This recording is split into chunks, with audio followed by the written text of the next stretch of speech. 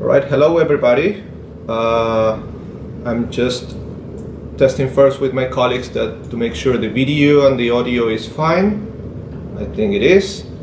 First thing, before even introducing myself, I'm going to ask you to please keep the microphone off throughout the presentation. We're going to have a presentation about 20-30 minutes, and I will really appreciate that because every time there is someone speaking, it will bother everybody who is listening to the presentation. We're later going to have a question and answer session where we can interact, but during the presentation I really appreciate that you keep your microphone off throughout the session. Okay, so once again, welcome everybody. We have people joining from literally all over the world today for this session on the application process on consultative status with ECOSOC.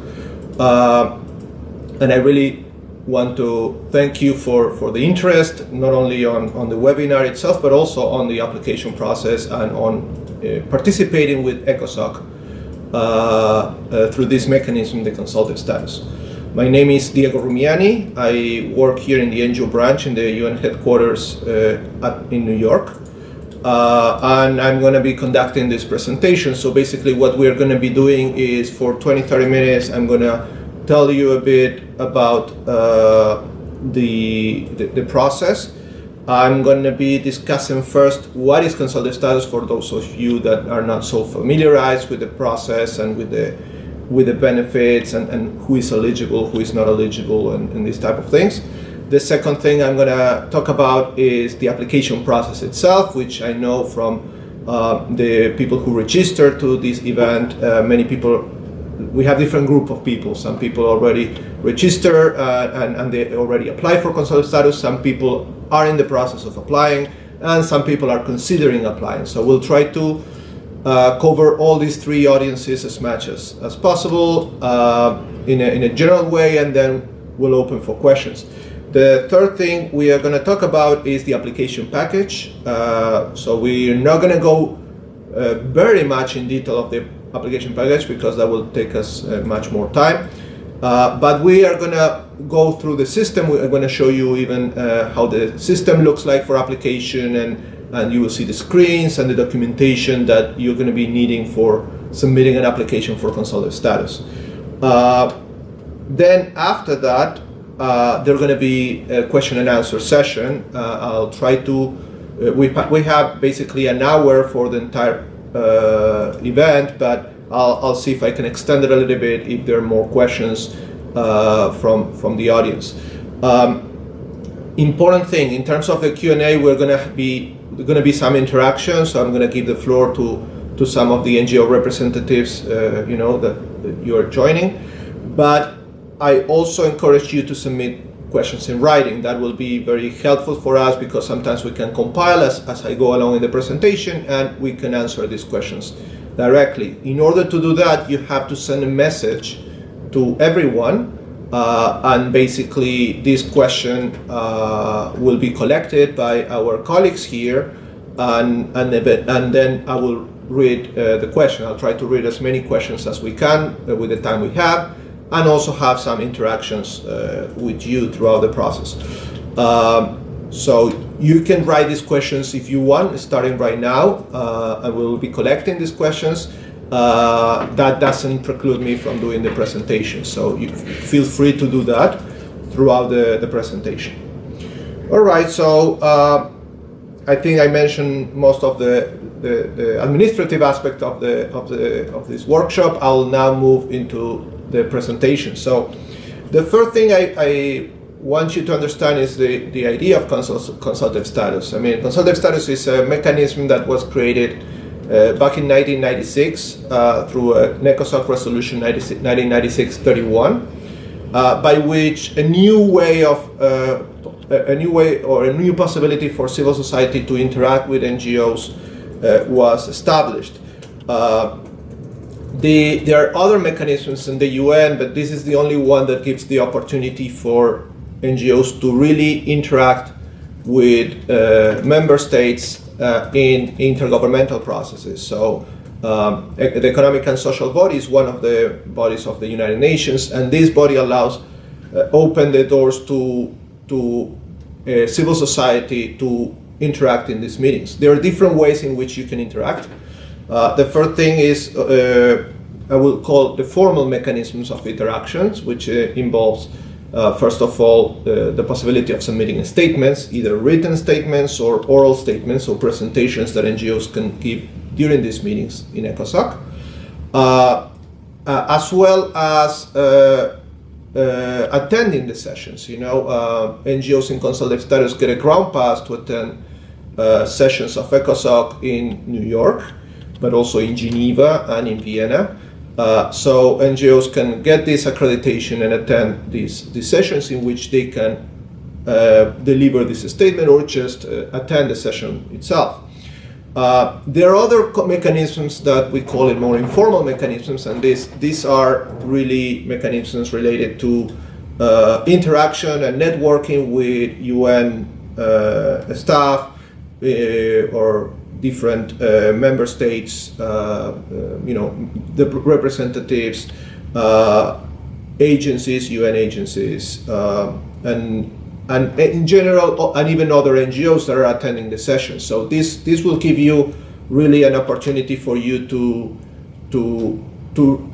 exchange ideas, to exchange your projects, and to share these projects to a really big audience at the international level. That's really also a very good opportunity that NGOs really appreciate after getting consultative status. In some of these meetings, you can also share your stories or organize side events together with these meetings for different commissions that ECOSOC has throughout the year. So consultative status became a very important mechanism for NGOs to participate in ECOSOC and to have real participation. So it's not only attending but also contributing to have a voice in these meetings. For the first time, I think starting in April, we reached 5,000 NGOs that are right now in consultative status with ECOSOC. That's a big number. Many of these NGOs are in New York, but we have also in Geneva and Vienna that are attending, but these NGOs are distributed throughout the world. And they can participate not only by attending the sessions, but also communicating with them through written statements, so their voice can channel through these intergovernmental processes. So this is the benefits about having consultative status. It's very important. I always tell NGOs that you really see your NGO and really see if you are at the stage where you're ready to participate on this at this level, whether your interest is aligned with the interest of the UN on this particular aspect or of ECOSOC, if you have the mechanisms, the resources, and the capacity to do this. NGOs have different, they have different ways in which they can participate. So you really need to see in the application process what you're going to be contributing to ECOSOC. Okay, we're going to talk about more in the application process itself, but this is something that you really want to communicate. How the organization, yourself, are going to be contributing to the work of ECOSOC. So this is really, really important. So we can talk more about the benefits. The resources I recommend you for this is for preparing your application is to go to the ECOSOC website to familiarize yourself with that process and what ECOSOC does. Because this is something that you want to really align the work of your organization with what ECOSOC is doing. So the ECOSOC website you can is a good source. Also, our website csonet.org, which I'm going to show you in a few minutes, it's another good source for material, for instructions, but also to understand what consultative status is. Let's now move a little bit on the application process. So the application process, basically we receive applications throughout the year. There is technically no deadline, even though there is this June 1st deadline, but technically there is no deadline in the sense that we can receive applications throughout the year. However, it's very important to notice that June 1st is important because applications that are going to be received by June 1st included, are going to be reviewed by the Committee on NGO, which is one of the committees of ECOSOC, during 2019. So if you submit an application today, let's say, and you really press the submit button today, then the application will have this path. First of all, the NGO branch, where I work, will look at your application, and we basically try to see if the documentation is complete, if we have questions about your application, if we think there are different issues that we would like to ask you or to understand better about your organization. So this is like an initial review that the NGO branch does. If that is fine, then the application is submitted to the Committee on NGO, who will have basically the responsibility of recommending your organization for consultative status. The committee meets twice a year. In January, we call that the regular session, and in May, which is basically coming up in a couple of weeks, the May session or the resume session of the committee. So either one or the other session, your applications are going to be reviewed. So if you submit an application now, we're going to ask you questions. If we are clarified about the organization and we notice that all the documentation and all the elements are complete, then we submit this to the committee. The committee will meet either in January or May, will look at your applications, and of course the best thing that could happen to you is that everything is clear, that there are no questions, and if that happens, they recommend you for consultative status, and that's it basically. You got the recommendation. However, it could happen that member states that are in this committee, there are 19 member states from different regions of the world. So they have questions about your application. So in those cases, these countries will really go and ask you these questions. You have the possibility to respond within a certain period.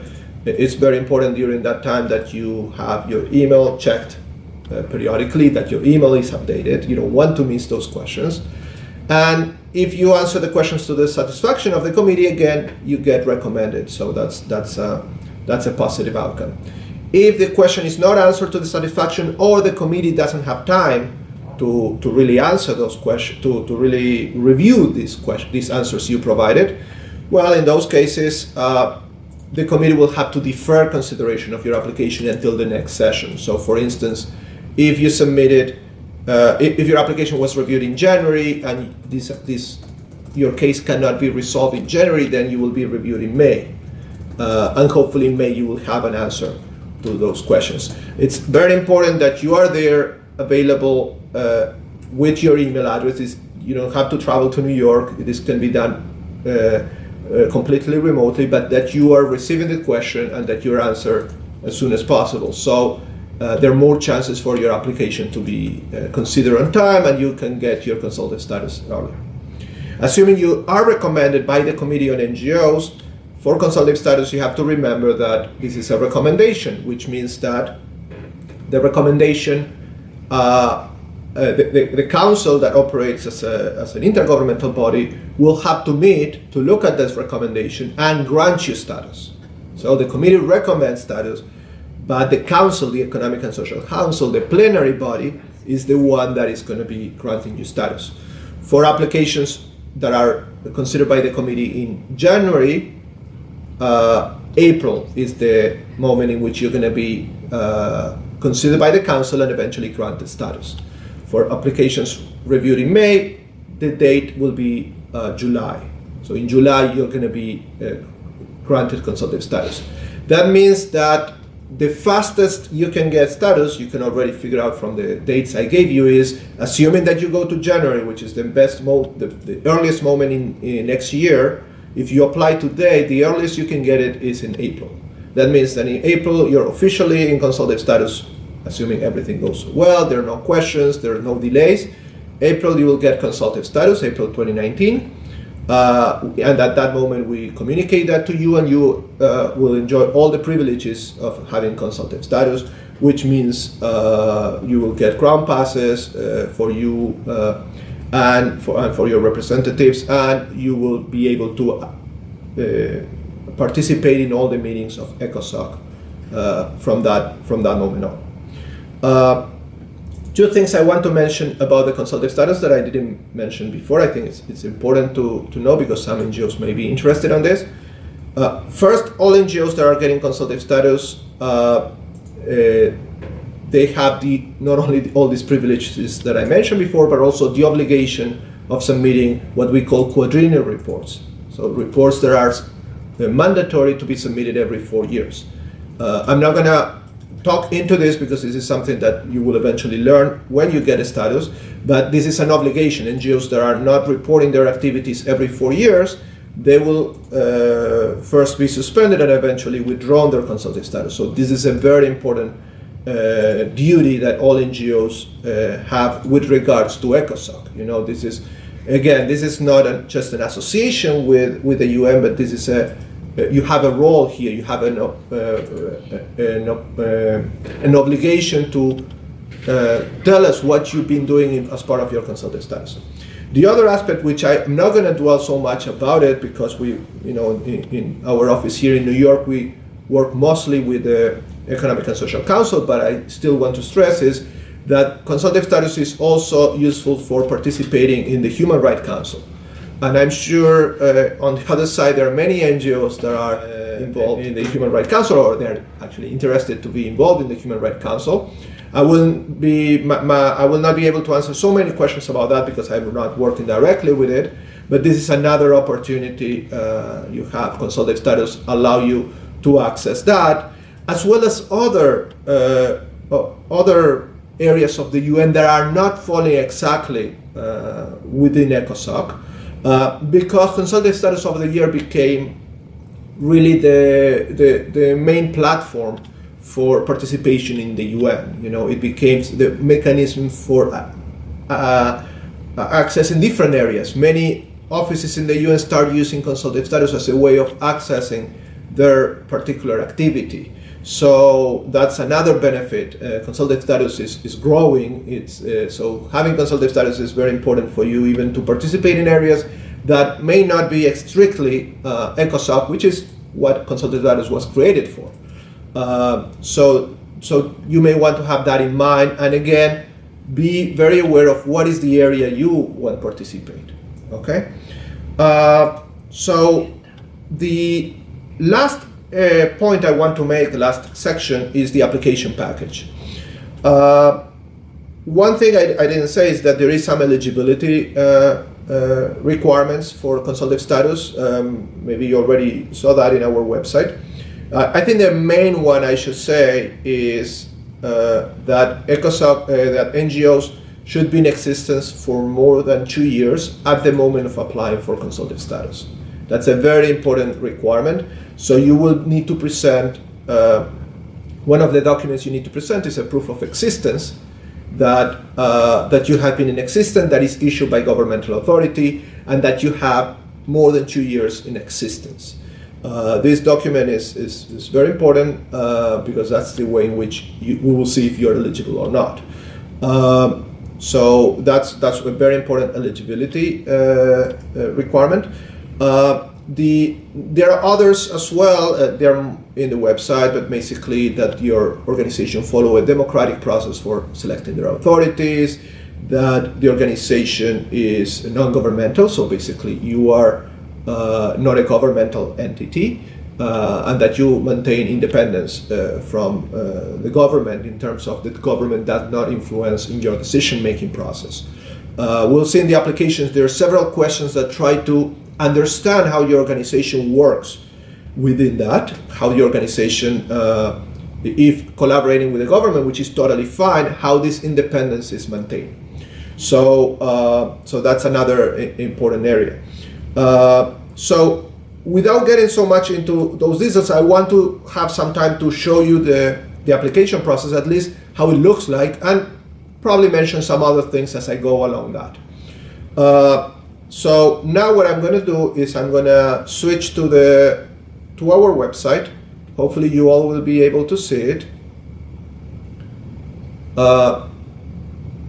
Oops, sorry about that.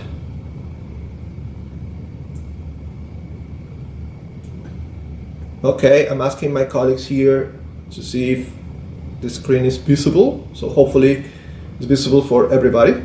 So this is csonet.org. You can see that here. And this is basically the homepage of our website. You probably know this because many people find out about this webinar through this website. Here you can find a lot of information. I really recommend our booklet on working with ECOSOC, which basically is a summary of what we are seeing in this presentation, but contains much more information. I'm sorry about that. Sorry. And yes, and that to explore, one of the important things on the application process is knowledge about ECOSOC. You want to show that you already know as soon as you get consultative status what you're going to do with it, even though there are going to be a lot of course, learning curve in your understanding of ECOSOC and in working and interacting with the UN. You want to show in your application that you already have, at least at a very basic level, what you want to do with the consultative status. That increase your chances of your application, decrease the chances of questions from us or from member states, of committee members. So it's very, very important. From here, I'm going to show you first this link, apply for consultative status. And here you have the step-by-step process of how to apply. I'm not going to go through it now. You will have time to read it and get into the details of it. The only thing I'm going to be doing now is from here show you an application that I prepare with just generic information. So you look how it looks like and what is the components. I'm going to go through the components of it. So from here, I'm going to log in into my profile, which I created. A profile is basically the information, the basic information about your organization. So I'm going to be using this. So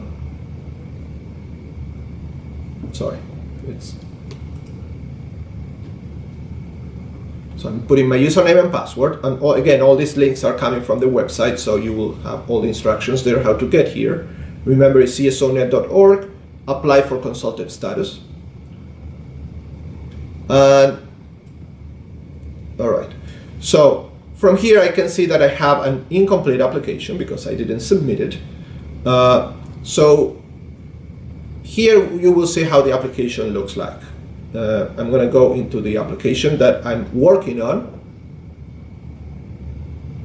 and here is what the application looks like. Again, this is just random text, so please don't pay attention to that. What I want you to understand is the structure and what you need to prepare. So what you need to prepare here is answers to 3 sections of questions. There is a general section which asks questions about the organization in general, and basically it's the substantive part of the application, what the organization does, how it's planning to contribute to ECOSOC, about their projects and activities. This is, I like to say that this is one of the most important questions you'll have to respond, because this is where you show that you are not just signing in ECOSOC, but you are ready to contribute. And this is how you're going to show how you're going to do that. Member states look at that very carefully because they want to see what your role will be in the UN and particularly in the work of ECOSOC. So you have 7 questions that try to tackle about these issues: participation in UN conferences, projects, etc. It's what the NGO is, what is the nature of the NGO. The second set of questions, we call it registration and structure, shows is 8 to 21, question 8 to 21, shows different questions about more the operational aspects of the UN and the logistics of the organization. So it talks about the registration, where it's operating, the geographical coverage of the NGO, how it's established, if the organization is national or international or regional, the decision-making process, the membership of the organization, how it works with members, if there is any particular membership rule that we should be aware of, how it relates with other NGOs, that's also very important to understand, and if the relationship with the government, which I mentioned before. Relationship with the government is fine as long as you can prove independence from it. So here in question 19 in particular, that's where it's explained, and this is very important if you have any to comment. In general, the general rule on the application form, in filling out this form, is to put detailed information as much as you can. There is a limit, but as much as you can, you have plenty of space to put information about, if you mention projects, you want to describe the details of these projects, the outcome of this project, the results obtained. If you want to talk about relationship with other NGOs, you want to mention the names of the NGOs, where they are located, what kind of relationship you have. So always try to think of potential questions that you may receive, because you don't want to receive those. You want that information to be upfront. So try to think in that way in trying to fill out the application form. The third section is the income and expenditure section, and now we move into finance. So in the financial aspects of the application, here is also an area that committee members look at very carefully. And here you see for 1 year, what is your income and expenditure that you have. It is very important that you fill out, again, this in detail. NGOs committee members wants to see if you're operating with a surplus or a deficit. They want to see how you get the money, so from which sources. That's very important areas, because that determine who is funding the organization, and how you're spending that money, so in which projects. It's very important that you focus on projects and not so much in administration. Actually, it provides here an instruction on how to that you should not exceed 30%. You want to see that your money is going mostly on projects, not on administration, which could be salaries or other aspects. So it's very important that you explain and you try to show this in your financials. The other aspects, then there is a summary section where you have to fill out additional information, but it's just numbers. So this is a bit of a conclusion of the application, so I'm not going to get into it. The other important aspects are the documents. So the application package is composed of of an application form and 3 required documents that you have to present. And I'm going to now talk about these documents. So the application form, we already saw it. It's a lot of questions you have to answer and that you want to answer in detail. There are 3 required documents that you have to upload through our website in this particular screen. And this is one I actually already mentioned, is the proof of existence or certificate of registration. We don't like to call it certificate because it's not always a certificate. It depends on country. The important thing is it has to prove that it has 2 years of existence, and it has to be issued by a governmental authority, either at the national, provincial, or state, or municipal level. But it has to be issued by a government. And this document basically will say that your organization has been established in a particular year, which will be 2 years earlier than the moment in which you are applying. The other document is the Constitution. In some countries that is called bylaws or statutes or charter. And this document, which is the second one here, is a document that contains your decision-making process. In order for the committee to assess whether you have a democratic process, how members are elected, how meetings and how decisions are made in the organization, we need to see this Constitution. So as long as we have the government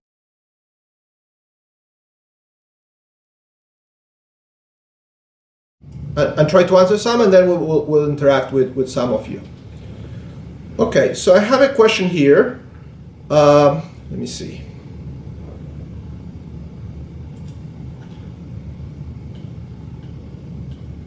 Okay, so the interesting question I have here is it's true there is a question that talk about membership. The question is, could you give examples of what is meant in the question of, do you have membership with any other UN agencies? What might be examples of that? So there are other type of memberships that organizations can have with other UN entities. For instance, UNESCO, I know that they have the UNESCO clubs, that you can be part of it, and or you can be even a UNESCO club yourself. So this is a type of membership you may have. There is another type of association with the UN that is also very popular, that is called the Dpi Association. Dpi stands for Department of Public Information. Maybe many of you are already associated with that. That's something that you would like to tell us, that you have to answer in this question, that you already have this membership, which gives you, if you want, an edge in the sense that you already have been interacting with the UN, and that you have been participating in some events that DPI give you access to. So these are the type of things, and there are many others, that you may already have these type of memberships. And the important thing is that you disclose that you mention these things. Another thing I will mention about this is that all the information you provide is very important if you have a website to be equally reflected in the websites, in the sense that there are not contradictions between what you put in the website, in your website, and the application package. More and more member states, committee members are looking at your website as well, and even asking you questions from what they see in the website, not only what they see in the application. So you want these two to be in sync, so there's no confusion for member states.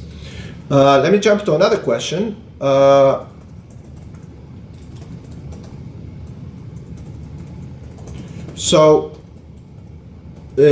me see. The question is, can we apply in French? I already answered that part, but probably that question was answered before.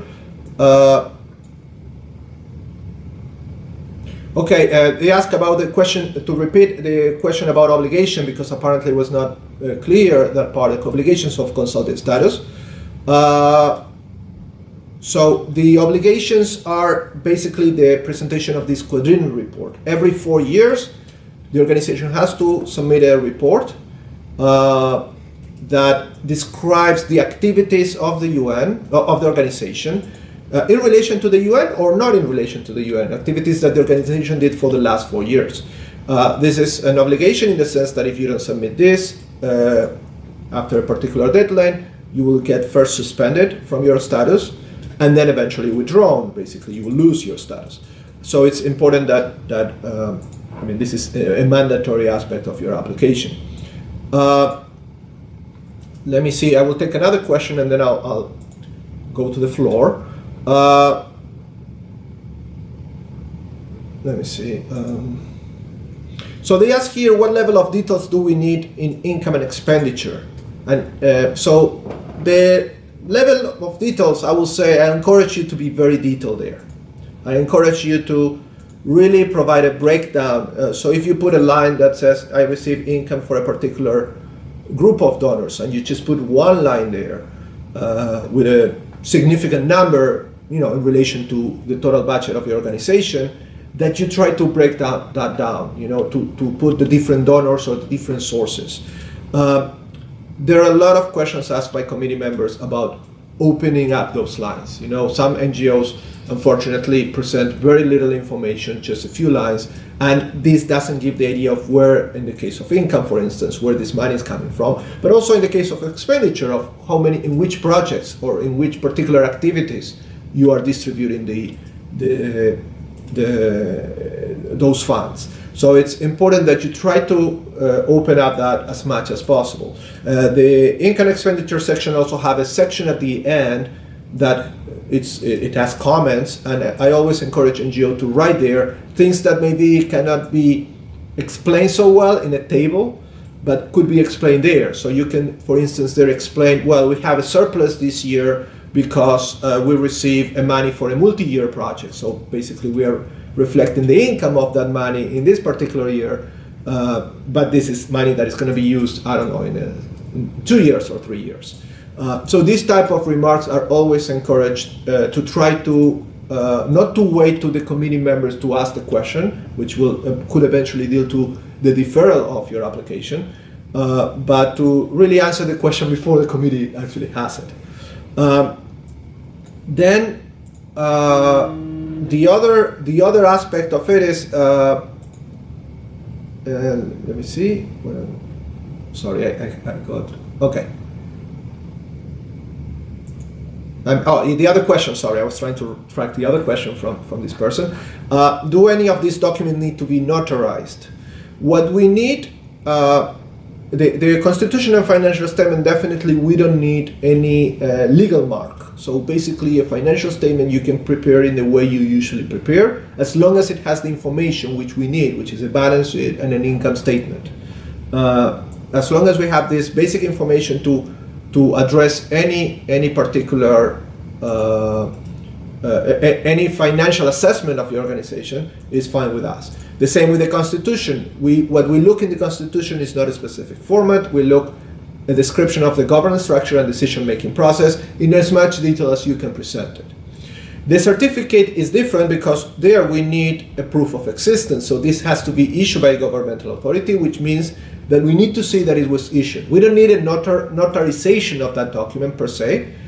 So we don't need a third party that certifies that. We need to have the document that, in most cases, governmental authorities give to NGOs to certify that you are an NGO, that you are established, that you are operating legally, and from which year.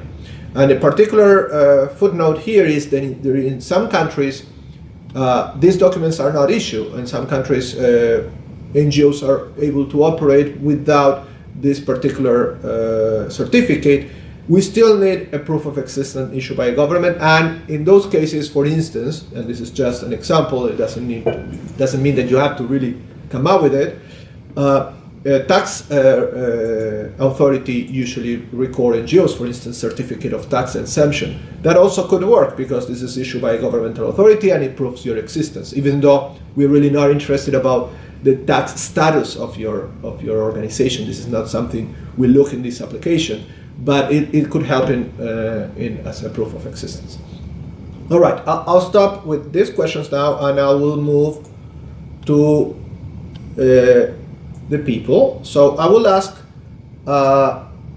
whoever has a question to, and sorry, I should have asked this before, to raise your hand. And yeah, so just you have a button there with a hand, and you can press that if you have a question, and if I didn't answer it already, and I will give the floor to you. Okay, so I see some hands here already. Okay, so I'm gonna give the floor. Okay, I have someone named Hadasha Somosi. I'm asking my colleague to Hadasha with H-A-D-A. Okay, so yeah, you have the floor. Sorry. I'm sorry, I didn't hear it from the very beginning, so if you can just repeat.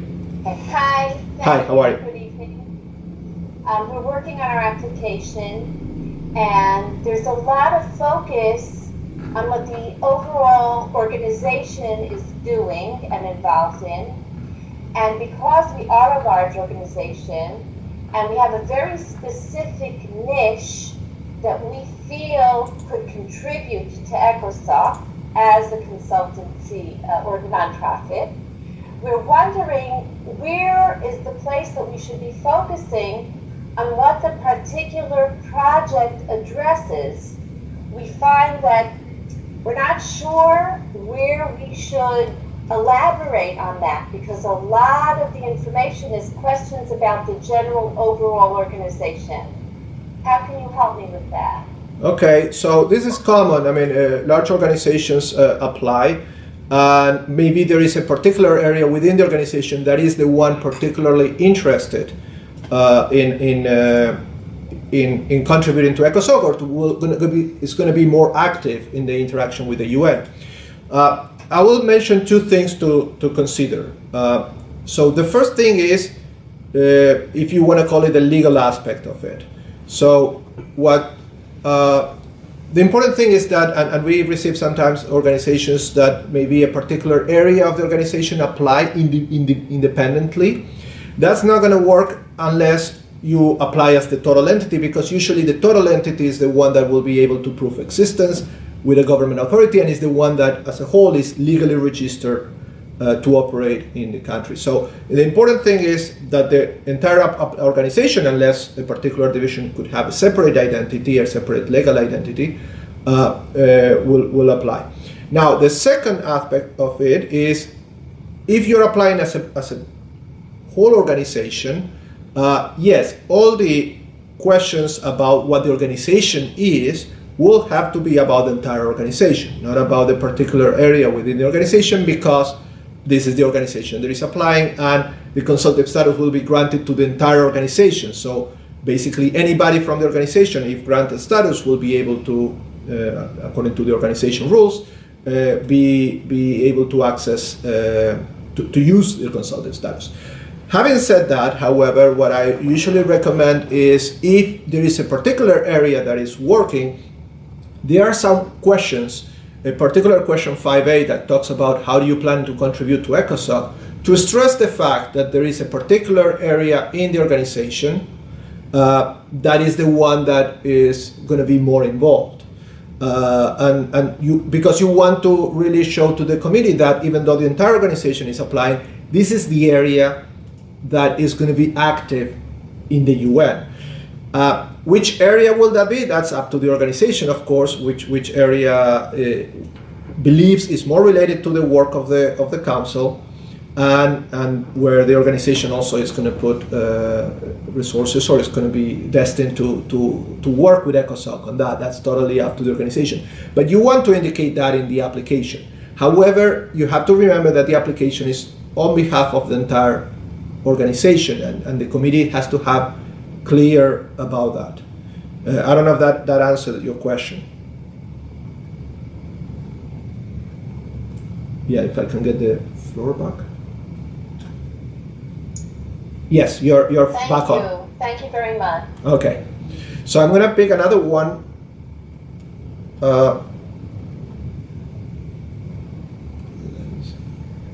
Okay, I'm gonna get Mariela Hernandez.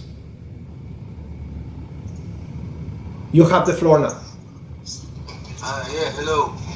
I'm here. I am Sergio. I'm with Mariela. And the question is, in which way the council, the members, the country members of the council take the decision whether or not they accept the NGO, the ECOSOC? Okay, thank you for your question. So the council basically, we said, is the last step of the process, right? The committee is the one recommending, and of course the decision is based on your application. It's based on what information they see, and in the questions that they may have, and the way you answer to these questions. And of course, they look at several factors in the committee. Now, the council, which is your question, basically what it does is going to look at the recommendation of the committee. And I would say, I mean, if you look at the history of the committee and the relationship with the council, you will see that after you get a recommendation for the committee, it's very unusual. Unusual means that sometimes it happens, but it's very unusual that the council will not follow that recommendation and not grant consultative status. So, for instance, in this last April, I think with the exception of a few, 2 or 3 NGOs, all the organizations that were more like, I don't know, 200 or something like that, were recommended, were granted status because they were recommended for the committee. So really the committee, which is the session that occurs in January and May, is the decisive moment of your consultative status. However, there is this gap of time until the council meets in which you really don't have, you've been recommended, but you really don't have yet consultative status. I hope this answers your question. Yes, gracias, Diego. De nada. Okay. Now, okay, let me see another question from the ones you wrote. Try to alternate to really, we receive a lot of questions, so I try to really address. Let me see.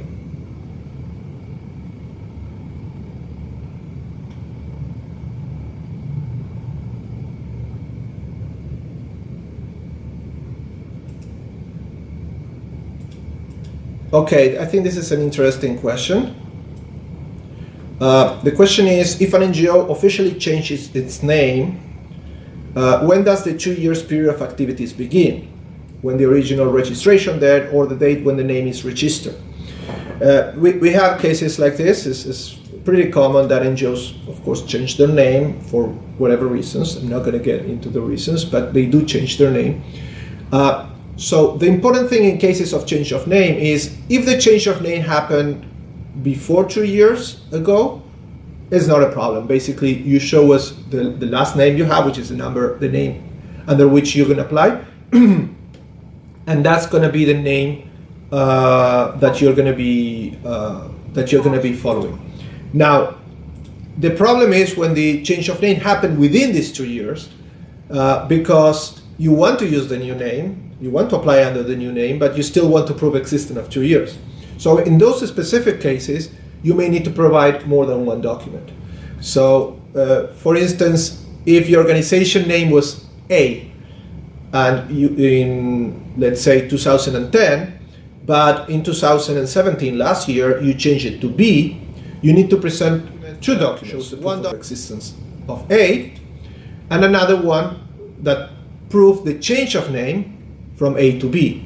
Both documents should be issued by governmental authorities, and in that case, we will be able to, you will be able to apply under the name B, under the new name. Otherwise, we will not accept the new name if you cannot prove this continuity. We want to make sure that the organization B is really the continuation of A and not another organization. So we do this type of checks. Of course, this could get more complicated. You may have more changes of name, or you can be in different geographical locations. I'm not going to get here into all the possibilities. If you have a specific question about that, what I just said is the most common one. You can send us a question, and we will be able to really explain in your particular situation. Let me see another.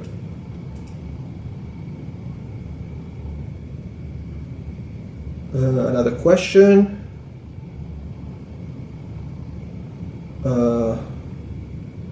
Okay, this is another common case that I think it will be good.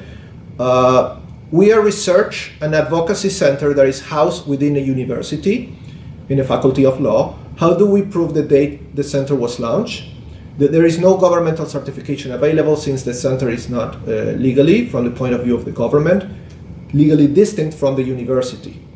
So this is very common, and it's in a way related to the question about I did before, we addressed before, of NGOs that are a particular area of the NGO that is contributing and not the total NGO.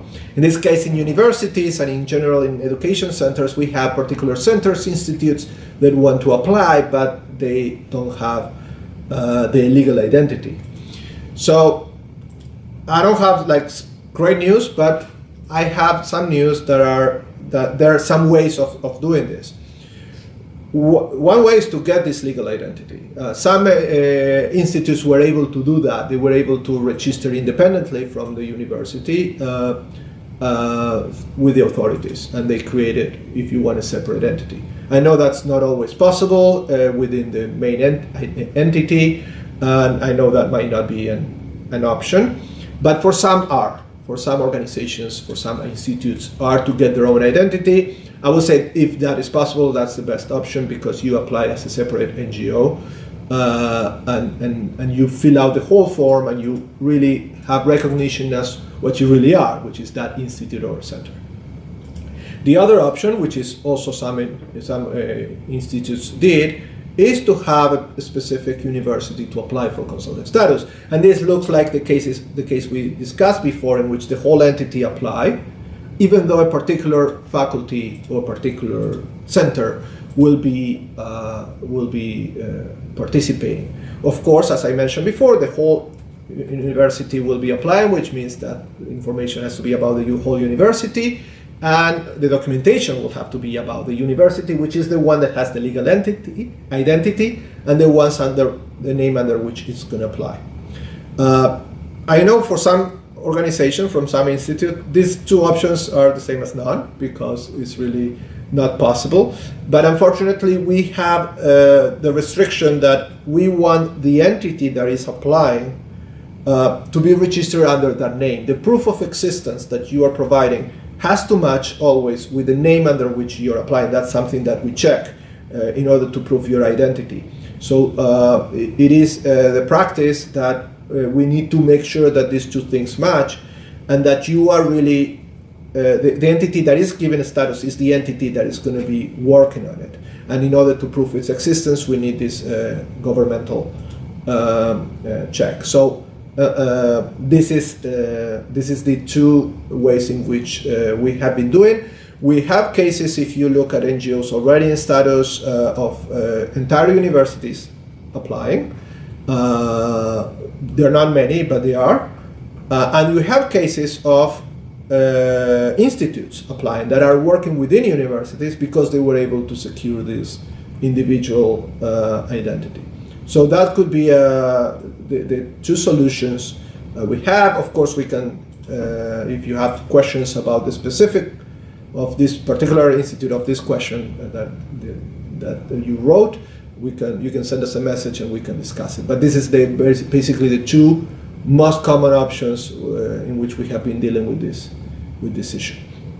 Okay, I'm going to take one question from the floor. Let me see. We have some hands here raised.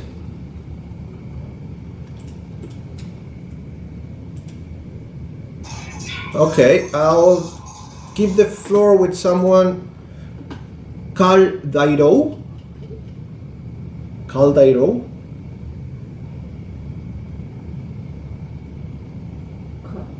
C-A-L. You hear me? Yeah, now I hear you. Yeah. You have the floor. Okay, thank you very much. I understood from question 21 of the form that you expect that we send 2 recommendation letters from particular people or organizations that the NGO works with, and I did not see or, and a letter of recommendation of UN entity with which the NGO would have an existing partnership. Could you elaborate, explain us that? From our point of view, we don't have any at this stage any partnership with a UN organization. Is it compulsory or not? And what about the 2 other recollectors? Am I clear on that? Yes, you are. Thank you very much for the question. However, in the question 21, I'm going to look at it right now, but there is no request for a particular letter of recommendation. Actually, the question 21 is about the work with the UN, I think. Let me quickly see. There is a question about who the organization work with, and which NGOs they work with, or which areas of the UN they are already working, or if they have a particular affiliation with members, with UN agencies. But which, of course, if you have, you're encouraged to explain and disclose in detail. However, there is no request for a recommendation letter, unless I'm really understanding this wrong. I give the floor back to you. I might, when I looked at it, I might have noted if it was 21 or not. I noted that they were 2 recos, 2 letter of recommendation that were requested, that were required. Okay. So it's perhaps another section. Yes, no, there is again, the documentation that is required is the 3 documents: proof of existence, constitution, financial statement. There is no, I can confirm to you, I don't know exactly where is that, but there is no other documentation that is required, no recommendations from any NGO or UN members or anything. So you don't really need to worry about that. Thank you very much. Okay. Thank you. No problem. Okay, I'm gonna take one more here.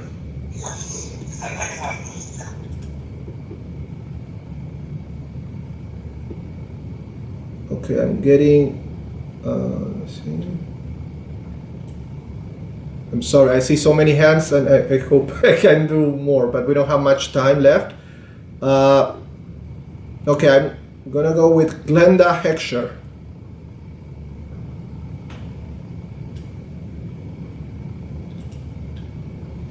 Glenda Heckscher, you have the floor. Yes, can you hear me? I can hear you well. Okay, good morning, Diego. Good morning, everyone. I just want to ask you, we have been part of this international association, organization. We are Mexican, we are a Mexican federation, and we would like to be in our own. But the problem is that every time I want to go into the site, your site, they ask me for my mail that has changed and also my password. What can I do? Sorry, I will ask you. So you're asking for username and password for which purpose? I don't know if I follow that. When I want to submit this application form to be part of ECOSOC by ourselves, they ask me for my mail that has changed, and I don't remember the password. Okay. Now I got it. What can I do? Okay, so this is very important. Thank you for the question. That will help me because this is a common problem. This system, of course, has a username and password. Everybody has their own access to their own profile, and this is, of course, confidential, and it's between the NGO branch and the NGO. And username and password can be lost. There are different ways of retrieving this. The easiest way, there is an option to put forgot password, but of course I think that will not help in your case because this will send it automatically to the email address that is registered in the profile, and I understand you changed your email address. So the other possibility is to write to us.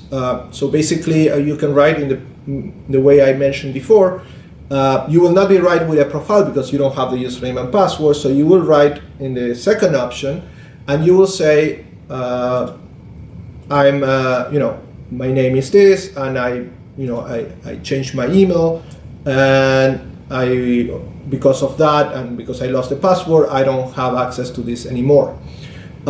Based on the information you provide to us, we will give you access back. We may need to ask you more questions for security reasons because we want to make sure that you are, this is for your own security, to make sure you are who you are, and mostly that you would belong to this organization, because whoever gets that access have access to all the records of the organization.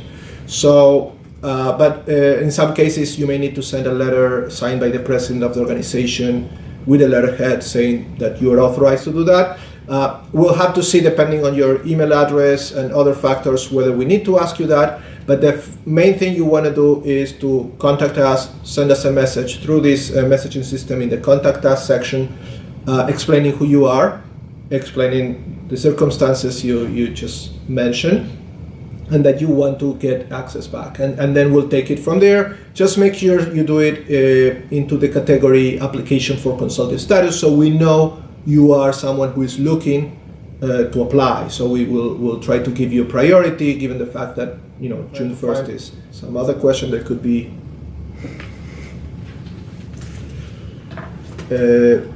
some questions asking about the translation. So I restate that the translation of all documents in English or French doesn't need to be an official translation. I stress that because it's a common question. There is no other way. It has to be documents issued by governmental authorities.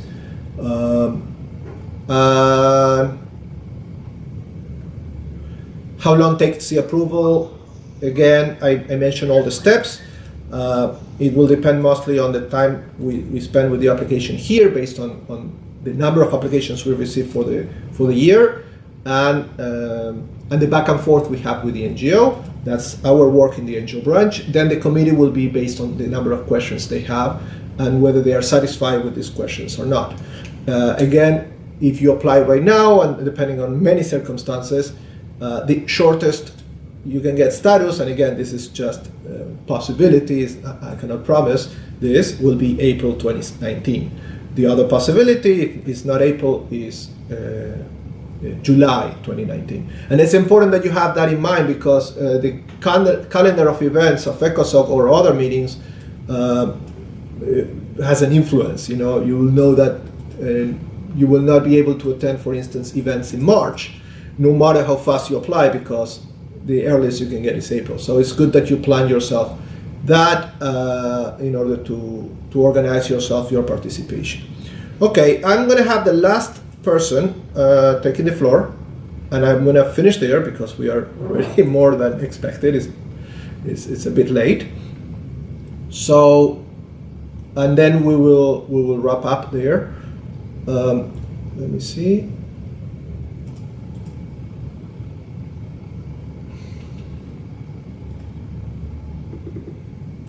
I'm looking.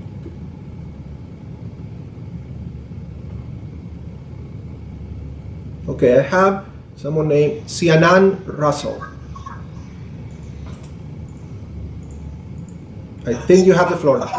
Yes, okay. I have two quick questions. Mm-hmm. One of them is, there's also a method to fill out a profile on the CSO.net website. Is that profile content considered in the application, or only the material that's in the application? And a similar question is, you mentioned review of websites, but what about social media accounts? Do we need to be also aware of content on the social media and making sure that it fits, or will it only be the official website of the organization? Thank you.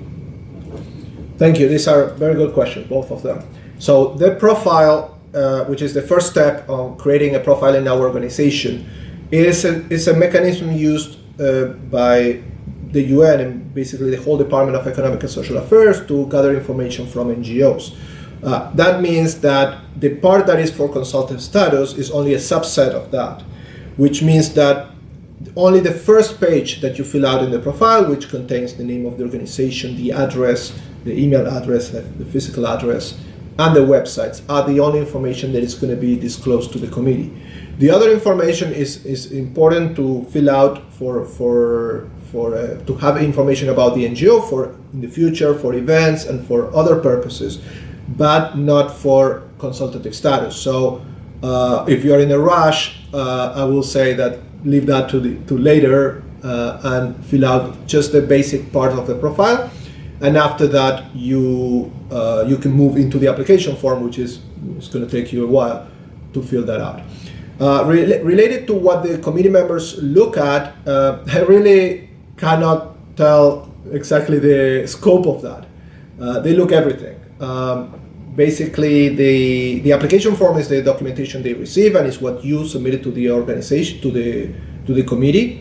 But the second source definitely is the website. But again, they do it it's up to them. You know, they basically try to find information about an organization, and the first thing, you know, if I have to find information about an organization, I have the application, and the next thing will be the website. However, that depends on each delegate.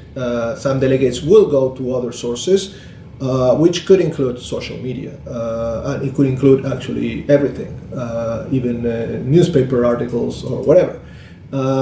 So whether sometimes they make questions based on that. I will say most common questions are based that are not on the application. So most common questions are about the application. The second most common will be the website. The others are less common, basically because it's hard to substantiate questions on sources that cannot be confirmed. You know, maybe social media can be confirmed because it belongs to the organization if it's the account of the organization, but maybe not newspaper articles or what others are saying about the organization.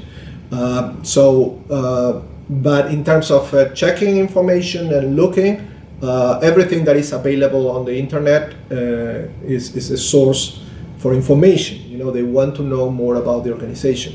So that's why my advice to all organizations is consistency.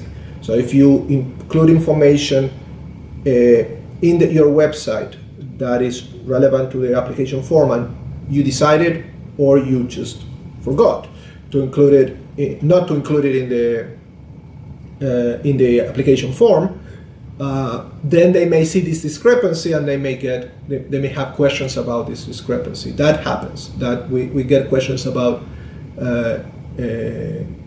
NGOs, committee members trying to understand why the organization is saying one thing in one place and not in the other. And most of the cases is because the information is not updated in the website.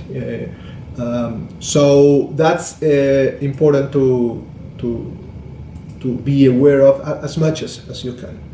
Is that answering your question? Yes, thank you very much. All right, thank you. Okay, so with this question, unfortunately, it's a bit late. I'll need to wrap up this. I really appreciate very much your time and different time of the day or night. Of all of you, we really have a very good audience in the type of questions we receive and in the number. We get a lot of people here. So important things to remember. The most important thing, June 1st is the deadline. Remember, the deadline is not that you cannot apply ever again after June 1st. It means that you cannot apply for the 2019, which of course I'm sure you want to make it for 2019, but if not, you can continue applying after June 1st. The important thing, if you have any question, first check our website. There is a lot of material and resources of what we discussed. This video will try to make it available very soon in our website. So if you miss some parts or you want to revisit some of the discussions, you can do it. There is also the video from last year available, which may have other information.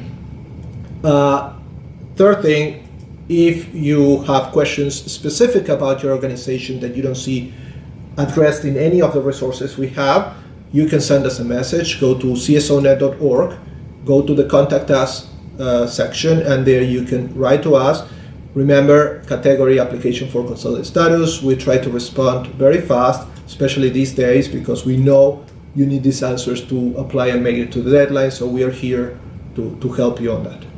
All right, so with that, I want to thank you again. I want to thank my colleagues here who really helped me a lot in managing all these questions and in the technical aspect of it. And I hope to see you after status around in New York, and good luck with your applications.